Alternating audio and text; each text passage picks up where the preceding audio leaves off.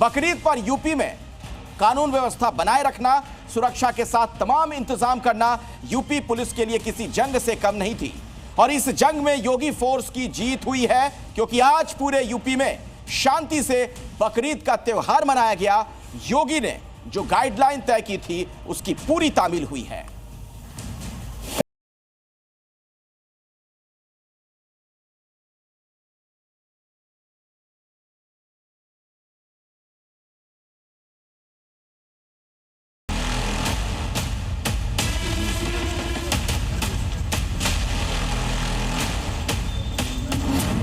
बकरीद पर योगी फोर्स की जीत। व्यवस्था है तो चार दीवारी के अंदर है, वो भी चार दीवारी के अंदर, तो सब अंदर ही काफी जगह खाली पड़ी है इस बार। जो योगी ने कहा एक बार फिर वही हुआ। कानून तो सबके लिए बराबर लागू किया जा रहा है। घंटों सड़क जाम करेंगे नमाज पढ़ने के नाम पर, और नमाज पढ़ने की जगह आपके ईदगाह होगा, आपका मस्जिद होगा, सड़क नहीं हो सकती। यूपी में बकरीद को लेकर योगी ने जैसा कहा था और जैसी योगी फोर्स की तैयारी थी, ठीक वैसा ही हुआ।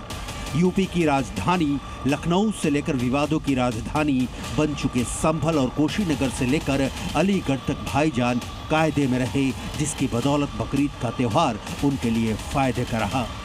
पुलिस हाई अलर्ट पर थी, मस्जिदों के आसपास कड़ी सुरक्षा रखी गई थी, सीसीटीवी और ड्रोन से निगरानी रखी जा रही थी। लिहाजा मुसलमानों ने शांति से नमाज पढ़ी और योगी सरकार की तय गाइडलाइंस के साथ चिन्हित पशुओं की कुर्बानी दी। सीएम योगी ने जो गाइडलाइंस दी थी उसका पालन कराने के लिए यूपी के तमाम जिलों की पुलिस सुबह से ही एक्शन मोड में थी। खासकर संवेदनशील इलाकों में जबरदस्त फोर्स तैनात थी, जिनकी चप्पे चप्पे पर पैनी नजर थी। संभल में पिछले साल की हिंसा के बाद ये पहली बकरीद है, लिहाजा यहाँ सुरक्षा के तगड़े इंतजाम किए गए थे। पीएसी, आरएएफ और पुलिस के जवानों के साथ संभल के सिंघम खुद सड़कों पर मुस्तैद रहे। संभल के एसपी के बिश्नोई ने भी कल ही अल्टीमेटम दे दिया था कि बकरीद पर भड़काऊ बयानबाजी और खुले में कुर्बानी पर सख्त कार्रवाई होगी। इसका असर ये हुआ कि ना तो कहीं सड़क पर नमाज पढ़ी गई और ना ही किसी तरह के विवाद की खबर सामने आई। संभल की ईदगाह पे बकरीद की नमाज पूरी हो चुकी है। नमाजी इस वक्त यहाँ से निकल रहे हैं और आप देखेंगे तो पीछे भारी संख्या में लोग ईदगाह पे आज इकट्ठे हुए, एक दूसरे से मुलाकात की, आपस में बधाइयाँ दी। नियमों का इस बार ताना बुना बताया गया था, उन चीज़ों का कितना पालन हुआ, क्या कुछ पालन सही हो रहा है इंशाल्लाह, सब कुछ ठीक रहा? सब बढ़िया। ईद है, ईद का ही तो नाम कुर्बानी है।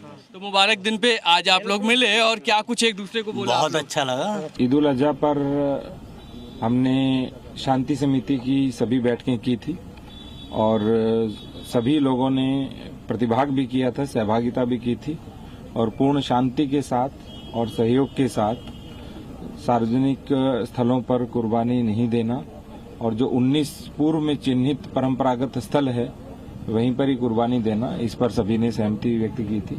जनपद संभल में सभी जगहों पे हमारे 5 सर्कल्स हैं, उन सभी के अंदर ईद उल अजहा की जो नमाज है वो सभी ईदगाहों में संपन्न हुई है। सभी लोगों के यहाँ पे प्रॉपर तरीके से फोर्स डिप्लॉय किया गया था, जिसमें 5 कंपनी पीएसी और आरआरएफ के साथ में ड्रोन वगैरह से निगरानी की गई।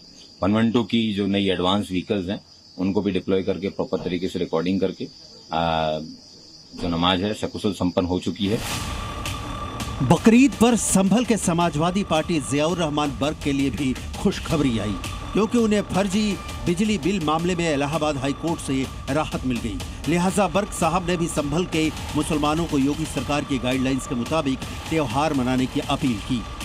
मेरी सभी से गुजारिश है कि आप सभी मेरे जो सम्मानित मेरे बुजुर्ग और नौजवान साथी और मेरी माँ बहनें, जहाँ तक मेरी आवाज पहुँचे, कि आप अपनी जो कुर्बानी है, जो प्रतिबंधित पशु है सरकार की तरफ से, उसको छोड़ करके बाकी जो पशु हैं जिन पर कुर्बानी जायज है उन पर आप अपनी कुर्बानी करें। संभल की तरह कुशीनगर में भी अवैध मस्जिद पर बुलडोजर कार्रवाई के बाद ये पहली बकरीद थी, जिससे हालात तनावपूर्ण होने का अंदेशा था। लिहाजा आज नमाज के दौरान मद्दी मस्जिद के बाहर पुलिस फोर्स की तैनाती रही और भीड़ ज्यादा ना हो, इसके लिए शिफ्ट में नमाज पढ़ने के लिए इंतजाम किए गए। इसके अलावा अलीगढ़ में भी कुर्बानी को लेकर विवाद गहराया हुआ था, जिसकी वजह से सुरक्षा के कड़े इंतजाम किए गए थे। दरअसल कई मुस्लिम संगठनों ने पहले सड़क पर नमाज पढ़ने की बात कही थी, लेकिन योगी की वार्निंग और पुलिस की तैनाती को देखते हुए कहीं भी सड़क पर नमाज नहीं पढ़ी गई। यहाँ पर पैरामिलिट्री फोर्सेस के जवानों के साथ साथ में उत्तर प्रदेश पुलिस के जवानों की भी तैनाती की गई है। पैरामिलिट्री फोर्स के जवान हर एक चप्पे पर यहाँ पर तैनात हैं। उसके साथ ही साथ पीएसी के जवानों को भी तैनाती की गई है। ड्रोन कैमरे से भी निगरानी की जा रही है। और ईद के ताल्लुक से हम ये पैगाम देना चाहते हैं हम तमाम इस मुल्क में रहने वाले तमाम देशवासियों को और तमाम अमन पसंद शहरियों को कि ईद की हजार खुशियां मुबारक हो और दिली मुबारकबाद हमारी टीम जमीयत उलमा अलीगढ़ की तरफ से और ईदगाह कमेटी की तरफ से। वहीं लखनऊ की ईदगाह में भी नमाज पढ़ने के लिए काफी तादाद में लोग पहुंचे, जिन्होंने ईद की नमाज अदा की और गाइडलाइंस का पालन करने के लिए तैयार दिखे। देख सकते हैं कि तमाम नमाजी यहाँ पहुंच रहे हैं। अंदर काफी भीड़ भी पहुंच चुकी है। दूसरी जमात में यहाँ पर नमाज पढ़ाई जा रही है। लखनऊ की अलग अलग मस्जिदों में भी ये ऐलान किया गया था कि अगर मस्जिद भर जाती है तो सड़कों पर नमाज अदा करें। तो नमाज जो है कहीं ना कहीं मस्जिदों पर दिखाते हैं अंदर आपको कि लोग बैठ चुके हैं दूसरी सफ के लिए और नमाज कुछ देर में यहाँ अदा की जाएगी। और जो एडवाइजरी है उसको लेकर जो कहा गया है उसको भी फॉलो किया जाएगा। माशाल्लाह से बहुत खुशी का माहौल है। और ये देखिए छोटे छोटे बच्चे हैं, ये बकरीद का त्यौहार मना रहे हैं और खुशी का इजहार कर रहे हैं अपने अल्लाह के रास्ते में बेहतरीन बकरीद बनाने की। और सभी को दिली मुबारकबाद। पूरे देश को बधाई है, ईद की सभी लोग गले मिले और वफादारी कायम रहे। कहा कि बेहतरीन मुबारकबाद सबको पेश करते हैं और इसीलिए कुर्बानी की वजह से सबसे पहले वाली नमाज पढ़ ली 7 बजे वाली। माशाल्लाह आप सभी लोगों को मुबारक हो। कुल मिलाकर बकरीद पर माहौल बिगाड़ने वालों और हुड़दंगियों की हार हुई, जबकि शांति व्यवस्था बनाने के लिए जंग की तरह जुटी योगी फोर्स की जीत हुई। ब्यूरो रिपोर्ट, जी मीडिया। और अब बात बकरीद पर योगी मॉडल वर्सेस ममता मॉडल की कर लेते हैं। आज दो अलग अलग सूबों के सीएम की तुलना इसलिए हो रही है क्योंकि एक तरफ योगी के यूपी में कहीं भी सड़क पर नमाज नहीं पढ़ी गई, वहीं ममता के बंगाल में दीदी ने खुद को मुस्लिमों को रोड पर नमाज पढ़ने की पहल की। आप भी देखिए योगी के यूपी और ममता के बंगाल की अलग अलग तस्वीरें।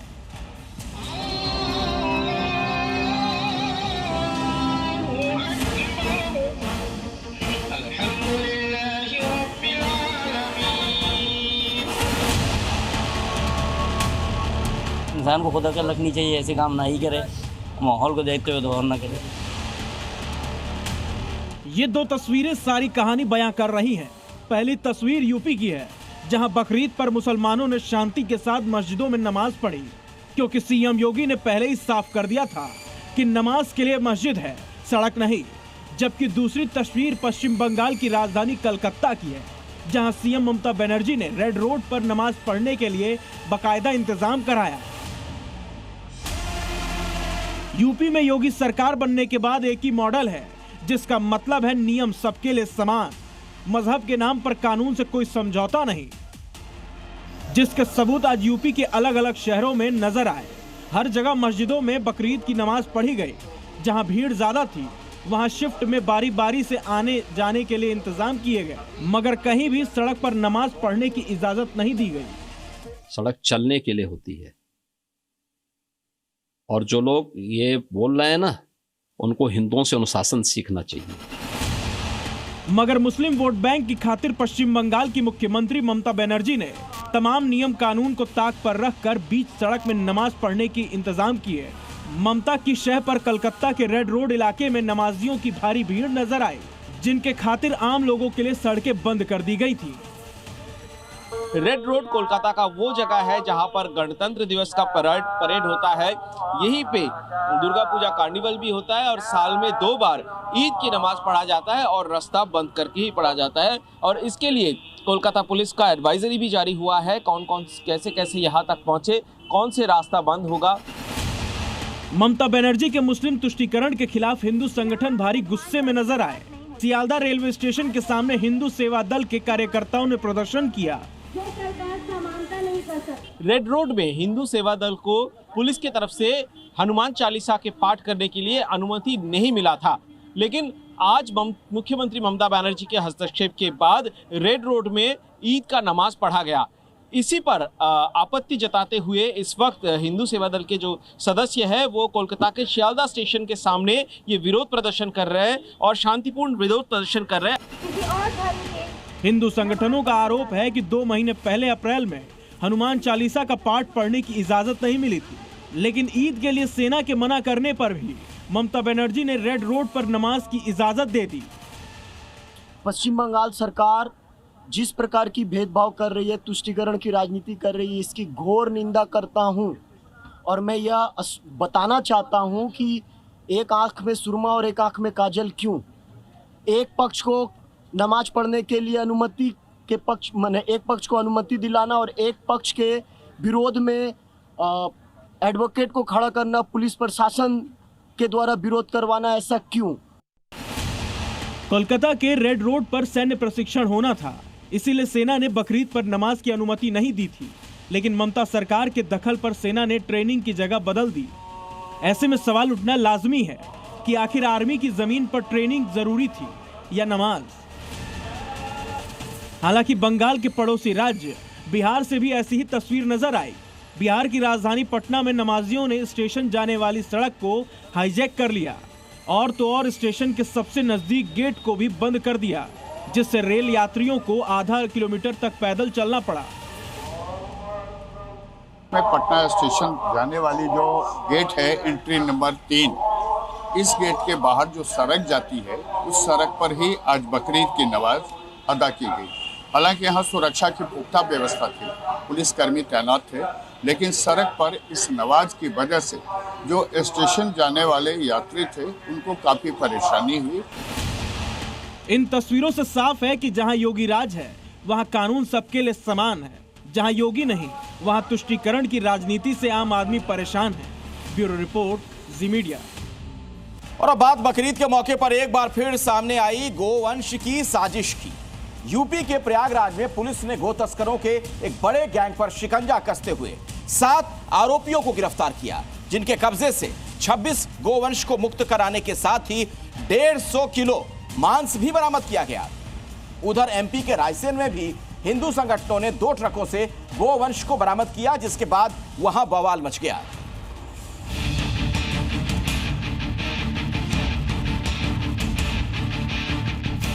यूपी में सीएम योगी और मध्य प्रदेश में सीएम मोहन यादव के सख्त निर्देश के बाद भी बकरीद के मौके पर यूपी से लेकर मध्य प्रदेश तक गोवंश की साजिशें सामने आईं। यूपी के प्रयागराज में पुलिस ने गौ तस्करी के एक गिरोह पर शिकंजा कसते हुए 7 आरोपियों को गिरफ्तार किया, जिनके पास से 150 किलो गोमांस भी बरामद किया गया। उधर मध्य प्रदेश के रायसेन में हिंदू संगठनों ने बकरीद के मौके पर 2 ट्रकों से भारी मात्रा में गोवंश बरामद किया, जिन्हें भोपाल ले जाया जा रहा था।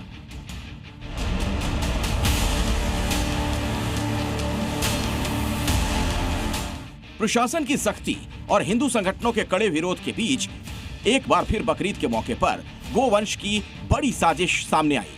यूपी के प्रयागराज में पुलिस ने सटीक सूचना के आधार पर गो तस्करी में शामिल एक बड़े गिरोह का भंडाफोड़ करते हुए 7 आरोपियों को गिरफ्तार किया। पुलिस को सूचना मिली थी सुफियान नाम के शख्स के यहाँ गोवंश को काटकर उनका मांस बेचा जा रहा है, जिसके बाद पुलिस ने मौके पर छापेमारी की, जहां आरोपी सुफियान के घर से पुलिस ने 11 गाय, 15 भैंस और 150 किलो मांस बरामद किया। साथ ही गोवंश काटने में इस्तेमाल होने वाले 13 धारदार हथियार भी जब्त किए गए। वहीं मांस पहुंचाने में इस्तेमाल किए जाने वाला एक लोडर भी बरामद किया गया। पुलिस ने गैंग में शामिल 7 आरोपियों को गिरफ्तार किया, जिसमें 2 महिलाएं भी शामिल थीं। पुलिस ने छापेमारी के दौरान गोवंश को मुक्त कराने के साथ ही आरोपियों के खिलाफ पशु क्रूरता अधिनियम के तहत कार्रवाई करते हुए उन्हें जेल भेज दिया। तो मौके से 5 पुरुष एवं 2 महिलाओं को 1 कुंटल 50 किलो मांस एवं पशु काटने के उपकरण, 15 पड़वा, 11 गोवंश तथा पशुओं को लाने ले जाने में प्रयोग किए जाने वाले 1 लोडर, 2 स्कूटी, 1 इलेक्ट्रॉनिक कांटा बरामद हुआ है। मौके पर नगर निगम की टीम बुलाकर पड़ावों एवं गोवंश को कांजी हाउस भिजवाया गया है। अन्य आवश्यक कार्रवाई करते हुए अभियुक्तगण के विरुद्ध अभियोग पंजीकृत कर अग्रिम आवश्यक कार्रवाई की जा रही है। बकरीद पर गोवंश की दूसरी साजिश मध्य प्रदेश के रायसेन से सामने आई, जहां बजरंग दल के कार्यकर्ताओं ने होशंगाबाद रोड पर गोवंश से भरे 2 ट्रकों को पकड़ लिया, जिन्हें भोपाल भेजा जा रहा था, जिसका विरोध करने पर मुस्लिम समाज के लोग भी सामने आ गए, जिससे वहां हालात बिगड़ गए। तो गाली जान दो ना को साला कर है। गोवंश पर छिड़े इस विवाद से वहां हालात इतने बिगड़ गए कि सड़क पर जाम लग गया, जिसके बाद मौके पर पहुंची पुलिस ने भीड़ को तितर-बितर करते हुए हालात पर काबू पाया और ट्रकों से गोवंश को उतारकर उन्हें मुक्त कराया गया। प्रयागराज से मोहम्मद गुफरान के साथ ब्यूरो रिपोर्ट, जी मीडिया। बकरीद में एक तरफ गो तस्करों की साजिश पकड़ी गई, वहीं कुछ मुसलमानों ने परंपरा से हटकर एक नई तस्वीर पेश की। दरअसल गाजियाबाद के लोनी में कुछ मुस्लिमों ने बीजेपी विधायक नंदकिशोर गुर्जर की अपील पर केक काटकर बकरीद मनाई। हालांकि इस नई पहल पर मुस्लिम मोहल्ले में दंगल भी छिड़ गई है।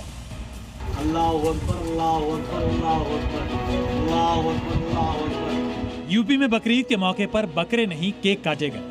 बकरीद पर भाईजान ने अपनी जिद छोड़ते हुए नई परंपरा की शुरुआत की। किसी ने सोचा नहीं होगा कि मुसलमान भी ऐसा करेंगे, मगर ये हुआ गाजियाबाद के लोनी इलाके में, जहां बीजेपी के विधायक नंदकिशोर गुर्जर की अपील पर हालात बदल गए, मुसलमानों के जज्बात बदल गए। और तो और केक काटने से पहले इन युवाओं ने मुस्लिम समाज को संदेश भी दिया। आप सभी लोनी वासियों को ईद की बहुत बहुत मुबारकबाद। जैसा कि आप जानते हैं, हमारे विधायक लोनी के नंदकिशोर गुर्जर ने आग्रह किया था इस ईद पर बकरा ना काटें। हम उनकी बात से सहमति रखते हुए इस ईद पर बकरे की जगह केक काटकर अपनी ईद मना रहे हैं। आप सभी को ईद की बहुत बहुत मुबारकबाद। बिस्मिल्लाह, अल्लाहू अकबर। वहीं इलाके के विधायक नंदकिशोर गुर्जर ने भी अपने क्षेत्र के लोगों के साथ इको फ्रेंडली बकरीद मनाई। इस मौके पर उन्होंने एक बार फिर कहा कि मोहम्मद साहब का हवाला देकर जो लोग जानवरों की कुर्बानी देते हैं वो गलत कर रहे हैं। और मोहम्मद साहब भी शाकाहारी थे, उन्होंने मांस से बीमारियां फैलना और दूध को शिफा बताया है। इसलिए मोहम्मद साहब की बात को भी जो मुस्लिम नहीं मानते और कुर्बानी करते हैं वो इस्लाम के और मोहम्मद साहब के दुश्मन हैं। इसलिए मोहम्मद साहब के सिद्धांतों को मानते हुए लोनी के मुस्लिमों को बहुत बधाई, बहुत शुभकामनाएं। हालांकि गाजियाबाद के कई मुसलमान इस रिवाज से इत्तेफाक नहीं रखते। ये सब गलत तरीका है और इस्लाम में ये जायज़ ही नहीं है। जो हमारे सहाबा ने, जो हमारे बुजुर्गों ने किया है, इस्लाम में बकरे वगैरह की कुर्बानी जायज़ है, इसी को हमने किया है। इंशाअल्लाह आगे इसको ही करते रहे। इस्लाम में दिया है कुर्बानी का, बड़े जानवर का या छोटे जानवर का, उसका कोई अल्टरनेट नहीं है। इस्लाम ने जो बताया है कुर्बानी पेश करनी है तो कुर्बानी ही पेश करनी है। और तो और मुस्लिम धर्मगुरु भी बकरीद पर केक काटने वालों पर भड़के नजर आए।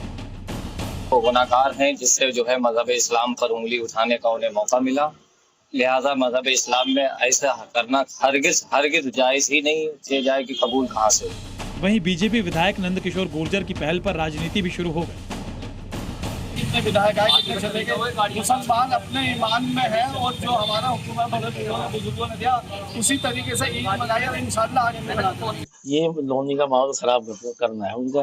जैसे तुमने देखा वो पहले वहाँ सरदने में पहले विधायक थे, वो जब हारे तो मुंह पे खानी पड़ी। अब ढूंढ लो कहाँ। बकरीद पर केक काटने का मामला भले ही विवादों में घिर गया, मगर कुछ लोगों ने ही सही केक काटते हुए इको फ्रेंडली बकरीद मनाकर एक संदेश जरूर दिया कि कोई भी त्योहार बिना किसी हिंसा और दूसरे की भावना को ठेस पहुंचाए भी मनाया जा सकता है। गाजियाबाद से पीयूष गौड़ के साथ ब्यूरो रिपोर्ट, जी मीडिया। बकरीद पर असम के कामरूप में हिंदुओं को धमकी का मामला सामने आया।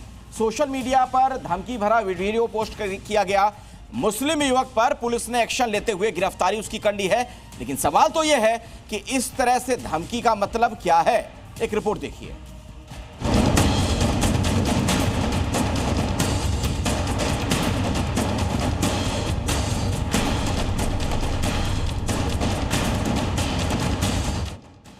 भाईजान हाथ जोड़ते हैं, भाईजान आंखें दिखाते हैं, भाईजान गर्दन काटने की धमकी देते हैं। ये हैं असम के कामरूप जिले में बोको के निवासी सनीदुल इस्लाम उर्फ सनी मियां। सनी मियां का ये वीडियो सोशल मीडिया में वायरल हो रहा है और इस वीडियो में जनाब असमिया भाषा में सरेआम धमकी देते हुए दिखाई दे रहे हैं। जानकारी के मुताबिक ये वायरल वीडियो 4 जून का है।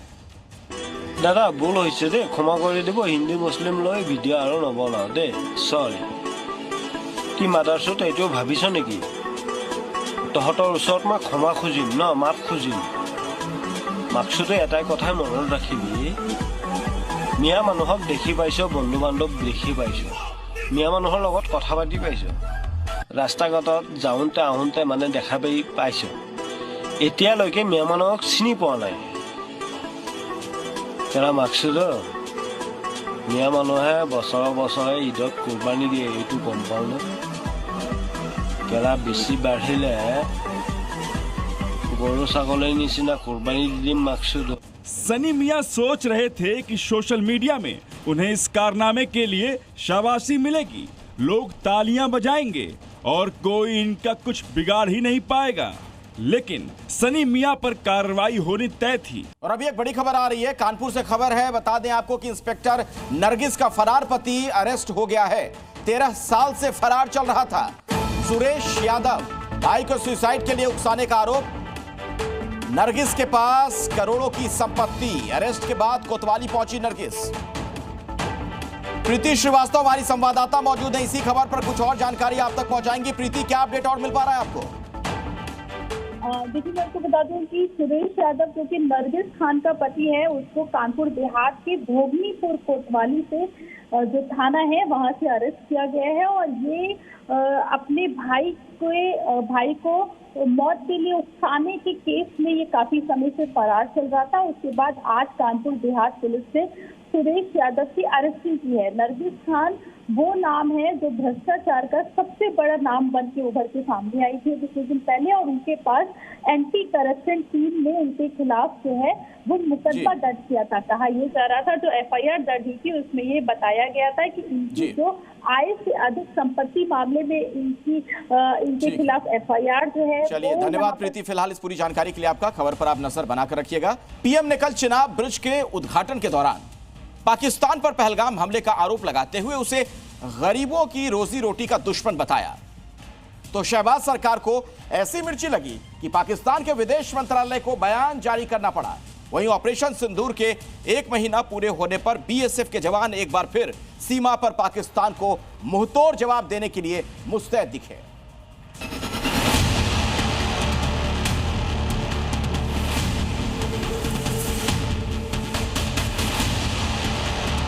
PM मोदी का बयान, तिलमिलाया पाकिस्तान। पाक का आरोपों से किनारा, पहलगाम हमले को नकारा। पहलगाम हमले पर PM मोदी ने पाकिस्तान को एक बार फिर से घेरा तो वो तिलमिला उठा। PM मोदी के बयान से पाकिस्तान को ऐसी मिर्ची लगी कि वो इसका विरोध करने लगा। लेकिन दुनिया जानती है कि पाकिस्तान आतंकियों की सबसे बड़ी पनाह है। जहां से ISI के इशारे पर पहलगाम हमले की साजिश को अंजाम दिया गया था। इसी कायर आतंकिस्तान पर PM मोदी ने एक बार फिर घेरा। PM मोदी ने कल कश्मीर में चिनाब ब्रिज, अंजी ब्रिज के उद्घाटन पर आतंकवाद और पहलगाम हमले के लिए पाकिस्तान को जमकर लताड़ लगाई। PM मोदी ने पाकिस्तान को गरीबों की रोजी रोटी का दुश्मन और पहलगाम हमले को इंसानियत और कश्मीरियत पर हमला बताया। साथ ही पाकिस्तान पर भारत में सांप्रदायिक दंगे भड़काने की साजिश रचने का आरोप भी लगाया था। मानवता का विरोधी, मेलजोल का विरोधी, टूरिज्म का विरोधी, इतना ही नहीं, वो ऐसा देश है जो गरीब की रोजी रोटी का भी विरोधी है। पहलगाम में जो कुछ हुआ वो इसी का उदाहरण है। पाकिस्तान ने पहलगाम में इंसानियत और कश्मीरियत दोनों पर वार किया। उसका इरादा भारत में दंगे कराने का था। उसका इरादा कश्मीर के मेहनतकश लोगों की कमाई को रोकना था। पीएम मोदी के इन्हीं आरोपों से पाकिस्तान बुरी तरह से बौखला गया है और पाकिस्तान के विदेश मंत्रालय की तरफ से इस पर बयान जारी किया गया है, जिसमें पाक विदेश मंत्रालय ने पीएम मोदी के आरोपों को सिरे से खारिज कर दिया। साथ ही पाकिस्तान ने यह दावा किया है कि भारत के पीएम बिना सबूत के पाकिस्तान पर पहलगाम हमले का आरोप लगा रहे हैं, जो पूरी तरह से निराधार और भ्रामक है। पाकिस्तान भले ही पहलगाम हमले से किनारा कर रहा हो, लेकिन वो ऑपरेशन सिंदूर के 1 महीने बाद भी पूरी तरह से भारत के खौफ के साए में है। जबकि इधर भारतीय जवानों का जोश पूरी तरह से हाई है। बॉर्डर पर जंग के दौरान घायल हुए बीएसएफ जवान एक बार फिर से पाकिस्तान को सबक सिखाने के लिए तैयार हो चुके हैं। इन जवानों ने न सिर्फ पाकिस्तान के हमलों का कड़ा जवाब दिया था, बल्कि उनकी कई चौकियों को भी तबाह कर दिया था। हमारा हौसला जो है हाई लेवल का है। मुझे ये टांग का कोई गम नहीं है। मेरी टांग गवान देश के लिए जो मेरे लिए ये बहुत एक गर्व की बात है। देश के लिए मेरी टांग कोई गर्व की मेरे लिए बात है। उन्होंने जो काराना हरकत की, इनको ऐसा माकूल जवाब देंगे कि इनकी कई पीढ़ियां याद करेंगी कि कभी हिंदुस्तान की तरफ आंख उठा के मत देखना। और वही हमारा संकल्प था, दृढ़ इच्छा थी। उसी से प्रेरित होकर हम लोगों ने जवाब दिया। बीएसएफ के अधिकारियों ने भी साफ कर दिया है कि चाहे कोई भी कुर्बानी देनी पड़े, लेकिन पाकिस्तान को मुंह तोड़ जवाब दिया जाएगा। जब दिन आया तो हमारे बहादुर जवानों ने, अधिकारियों ने सीमा पर जो प्रथम पंक्ति है सीमा सुरक्षा बल, मुंह तोड़ जवाब दिया। खुद की जान गंवाने के बाद भी, अपने इंजर्ड होने के बाद भी जिस तरह से उन्होंने एक्शन लिया वो बहुत तारीफे काबिल था। और सीमा सुरक्षा बल के प्रत्येक नागरिक को, भारत के हर नागरिक को उनके इस त्याग और बलिदान पर बहुत गर्व है। बीएसएफ के जवानों ने बॉर्डर पर पाकिस्तान पर ऐसे हमला किया कि आज भी वहां की कई चौकियां भारत के खौफ की वजह से खाली पड़ी हैं, जहां मुनीर की फौज आने को तैयार नहीं है। साफ तौर पर बीएसएफ द्वारा एक बड़ा रिप्लाई जो दिया गया, एक बिफिटिंग रिप्लाई जो दिया गया, वो साफ तौर पर दर्शाता है कि बीएसएफ किस तरह से तैयार थी। और ऑपरेशन सिंदूर के बावजूद लगातार पाकिस्तान की तरफ से जो सिविलियन इलाकों को टारगेट करने की कोशिश की गई, वो पूरी तरह से इतना बड़ा घाव पाकिस्तान को इस दौरान बीएसएफ ने दिया है कि अभी भी कई सारी जो पोस्टें हैं पाकिस्तान की वो खाली हैं, वो भागने पर वहां से मजबूर हुए थे। वीडियो जर्नलिस्ट मानिक केनिक, जोधपुर, आज़ी मीडिया, जम्मू। भारत की नकल करके पाकिस्तान ने फॉरेन डेलीगेशन तो भेज दिया, लेकिन अब वो डेलीगेशन दुनिया के अलग अलग देशों में पाकिस्तान की ही बेइज्जती करवा रहा है, अपने कारनामों को ही उजागर करवा रहा है। अमेरिका गए पाकिस्तानी इस ताक में थे कि भारत से तनाव का फायदा उठा लेंगे, ट्रंप की तारीफ करके कुछ पैसे मांग लेंगे, लेकिन बेइज्जती के सिवा कुछ ना मिला। बल्कि बिलावल को सामने बैठाकर अमेरिका में अपोजिशन सांसद और डेमोक्रेट नेता ब्रैड शर्मैन ने ऐसी बातें कही जिसे सुनकर बिलावल सिर तक नहीं उठा सके। रिपोर्ट देखिए। अमेरिका में आतंकवाद पर बिलावल की घोर बेइज्जती।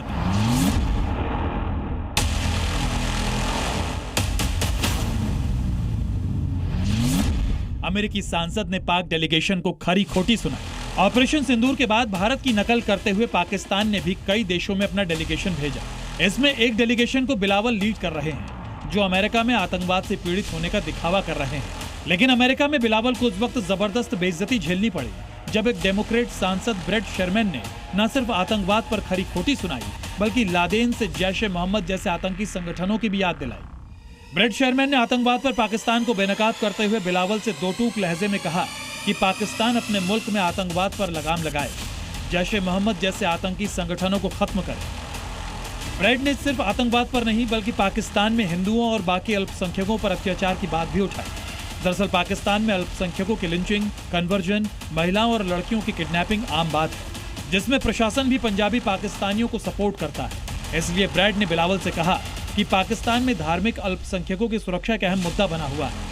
पाकिस्तान में रहने वाले ईसाई, हिंदू और अहमदिया मुसलमानों को हिंसा, उत्पीड़न, भेदभाव या डर के बिना अपने धर्म का पालन करने और लोकतांत्रिक व्यवस्था में भाग लेने की अनुमति दी जानी चाहिए।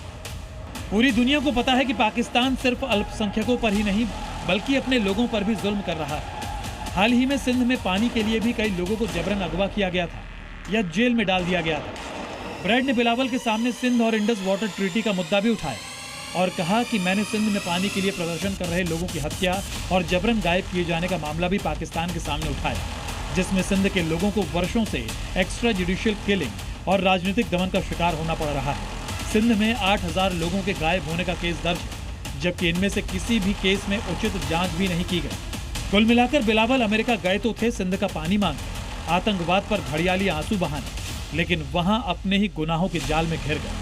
पाकिस्तान में भारत के खिलाफ अनाप शनाप बोलने वाले बिलावल के सामने ही पाकिस्तान की पूरी इज्जत तार-तार हो गई। ब्यूरो रिपोर्ट, जी media.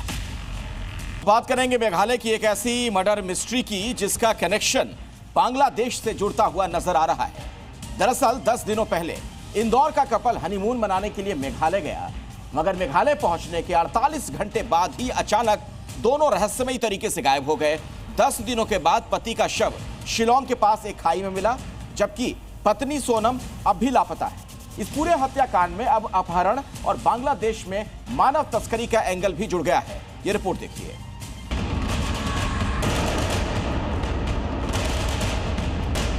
Indore couple mystery, Dhaka angle की एंट्री।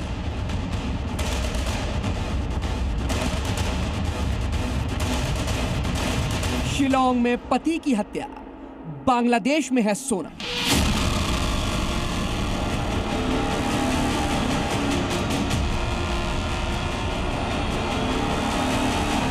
मेघालय में किडनैप, बांग्लादेश में तस्करी।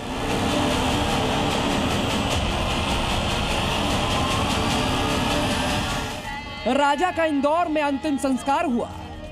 हर किसी ने नम आंखों से विदाई दी, लेकिन राजा की लापता पत्नी सोनम का अभी तक कोई सुराग नहीं लगा और सर्चिंग में उसका रेनकोट मिला है।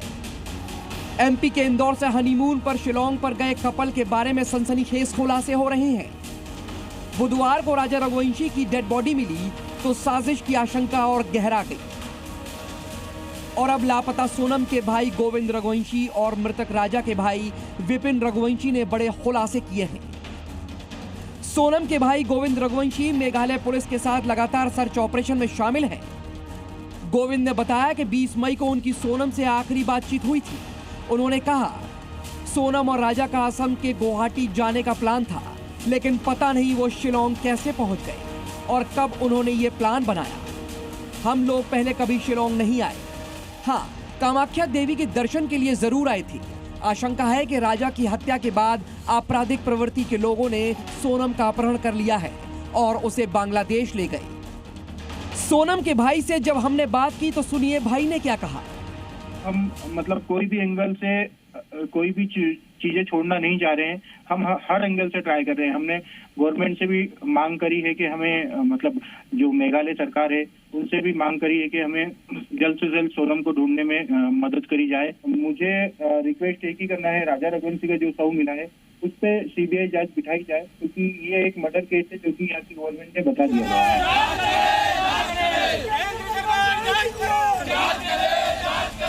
रघुवंशी समाज ने भी प्रधानमंत्री मोदी को पत्र लिखकर सोनम की जान को खतरा होने और बांग्लादेश सीमा के पास मानव तस्करी की आशंका जताई है। इस बीच मृतक राजा रघुवंशी के भाई ने मेघालय पुलिस प्रशासन पर कई गंभीर आरोप लगाए। विपिन रघुवंशी का आरोप है कि मेघालय में इस तरह की वारदात अक्सर होती है और वहां कपल लापता होते रहते हैं, यानी राजा के भाई का इशारा किसी गैंग की करतूत की तरफ है। तो वहाँ पे घटना जो है होती रहती है। अभी 4 दिन पुरानी ये घटना है, यहाँ पे 2 लोगों की कपल की मौत हुई है। वो अभी तक वहाँ से लीक नहीं हुई है। लापता बहुत होता है वहाँ पे। और करीब अभी जो एक बीच में 1 महीने पहले जो फॉरेनर जो वहाँ से गायब हुआ था मार्च में नहीं, अभी इसी में 1 महीने पहले 28 को पहले, उसमें भी उसकी जो डेड बॉडी है वो अभी तक उन्हें लौटा ही नहीं है। जी न्यूज़।